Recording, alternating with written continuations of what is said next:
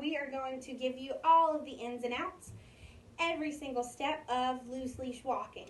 So to start, we are going to work on position, and that is all we are focused on level 1. So the first thing you're going to do, you're going to grab a couple of treats, your leash, and of course your dog. And then what you're going to do is you're going to decide which side you want your dog to walk on. For me, that's the left side, so Unagi will be on this side of me, which means my leash, good girl, my leash handle is going to be in the opposite side, in between my thumb and my other fingers. Then I'm going to bring it up just a tad so that everything is in the grip of my hand and I've got a good hold of my dog and I'm not going to hurt my fingers. The handful of treats is going to go on the side that the dog is on. We're going to do that so that we can very quickly reinforce the behavior that we'd like to highlight.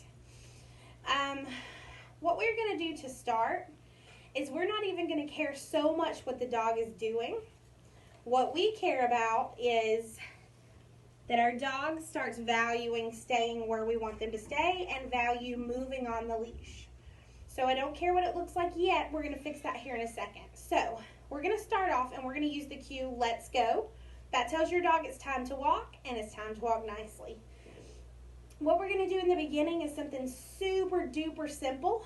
We're going to practice this level inside, little to no distractions. I'm in my basement right now. While my other dogs and my children and husband are all upstairs. So, and Unagi's going to tangle me up. So what we're going to do, Unagi, I'm going to get position of the leash correctly.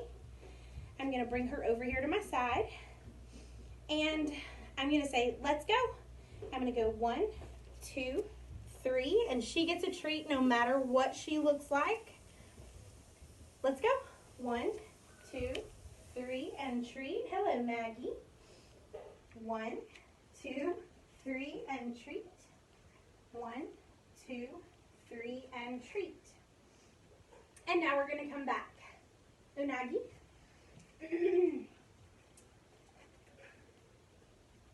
Let's go. 1, 2, 3, and treat. If your dog gets ahead of you in this level, when you go to offer the treat, just bring it down to where you want them to be. We're going to fix that part in the next level. Unagi, sit. Let's go. 1, 2, 3, and treat. It helps at this level too if you hold the treat round about where you want the dog to be. We're going to lure just a little bit. We're also going to fade that lure out as we go too. We just want to teach them where they're supposed to be and how it's supposed to look and feel. 1, 2, 3, and treat. Having the treats on the same side as the dog gives you very easy access to reward as you need. Let's go. 1, 2, 3, and treat.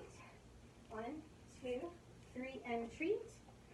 You see how this leash is nice and loose? That's exactly what you want.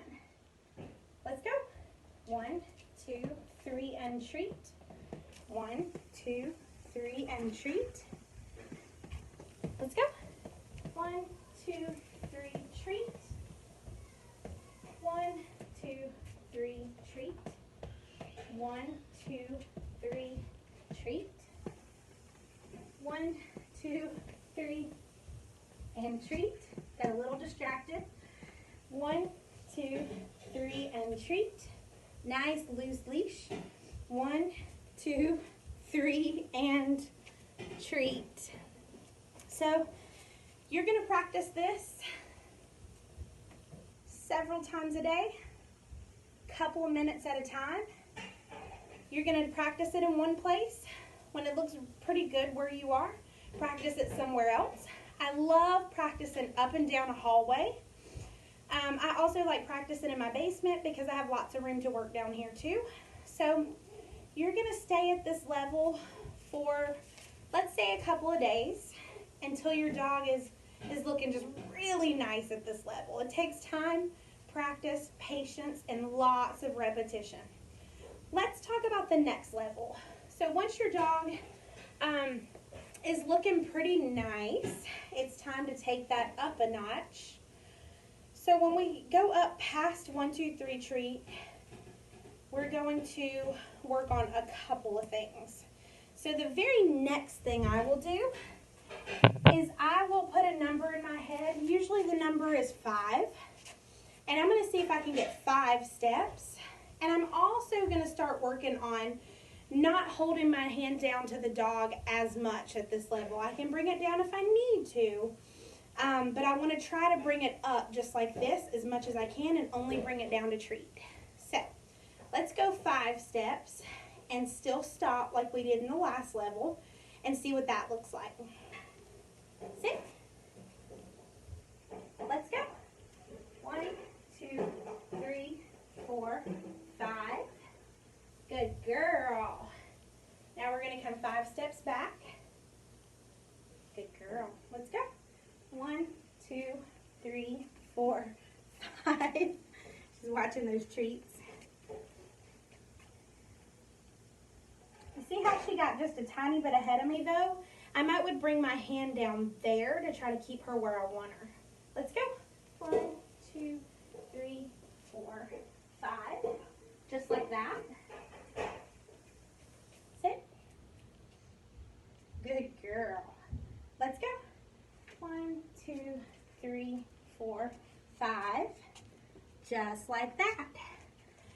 So then, when my dog looks good at 5, and they're staying generally close to where I need them to be on my side, then I'm going to start picking a point. I want to walk all the way from this door all the way to that wall full of doors. So that's when I'm going to try to kick it up a notch. You might see my hand moving up and down a little bit to keep the dog where I want them. But let's see what that looks like. So we're going to come around and we're going to start right at where the camera is. And I'm going to walk all the way across the room here. Let's go. I'm going to reinforce along the way. But I'm going to keep moving this time just to get my dog used to continuing to move. But it's still being pretty worth it because we're getting reinforced some. That's when having treats on in the hand on the side that your dog is on really comes in handy. So what you've seen us do a couple of times is what we call a circle reset. We're going to talk more about that in a second. But you see how she's ahead of me and home base sitting right in front of me? That's something we teach our dogs very early on in the beginning, right? So sometimes you're going to fight against that when you're working on your leash walking. But it's okay. Just do a circle reset. Sit. And it gets them right back into the position. So now we're going to walk all the way back. Reinforce along the way. Let's go.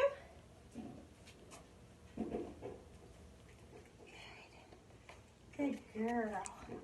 Good job. And we're going to go back.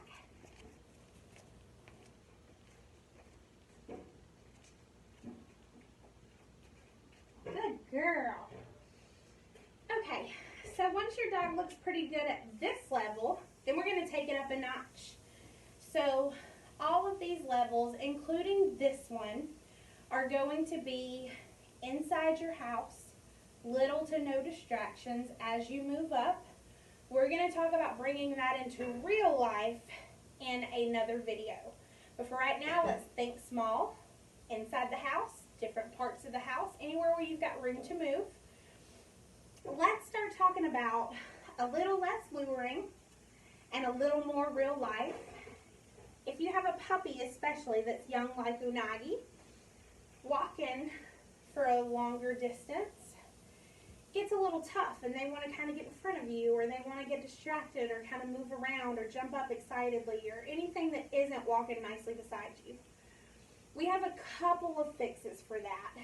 Which one you use is going to depend on the situation, what kind of distractions you have, and whether or not you want to stop and break it down or you want to keep on moving if possible, or if you're headed right towards a distraction, another dog, a child, people, anything like that. So you've already seen the number one thing that we're going to do the most often, which is a circle reset, which keeps you moving. So let's see what that looks like on a walk.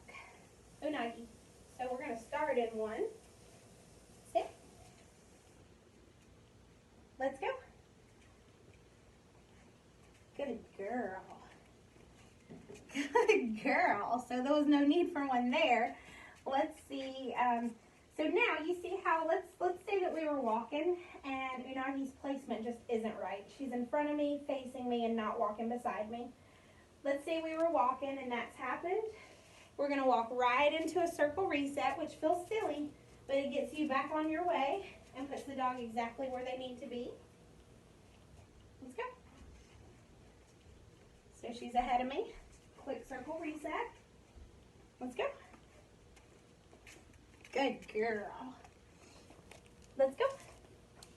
Oh, she's on the wrong side of me now, so a quick fix to that. I'm just going to turn back where I was. That puts her on the correct side, and then I'm going to circle her around and keep going. Good girl. Let's go. So she's ahead of me. Circle reset. Let's go. Good girl. So that's the one you're going to use the most often, especially if you want to keep moving. What you can do if your dog feels a little distracted or just isn't really moving that much, you can stop, ask for a sit, get engagement, just like this. And then what I'll usually do with that is a direction change. We were going this way, we don't really have much purpose, we're just out practicing. If I had to reset my dog this way, I might turn and go this way instead to see if that fixes it. But as you all know in real life, sometimes that's unavoidable, especially if maybe we're towards the end of our walk and either we see some kind of distraction, be it a dog that always likes to bark every time you pass their yard, whether it be children outside playing, another adult that you really don't want your dog to break focus and go run after, or maybe it's just that one mailbox that your dog loves to sniff on a walk, which is absolutely fine, definitely encouraged, because sniffing for dogs is very enjoyable and it's very enriching. But even if it's something that we've allowed, like that mailbox, there still comes that point where we're ready to go. Our dog's not so much. So we're going to show you a very, very important tool to have in your toolbox that after you've practiced every level before, when you're up to this point, what you want to start introducing to your dog. And we call it treat the retreat. So we want to put value in leaving something valuable. So the best way to simulate at first to teach your dog this idea is I will take, let me restock my treat hand here. I'm going to take a couple of treats.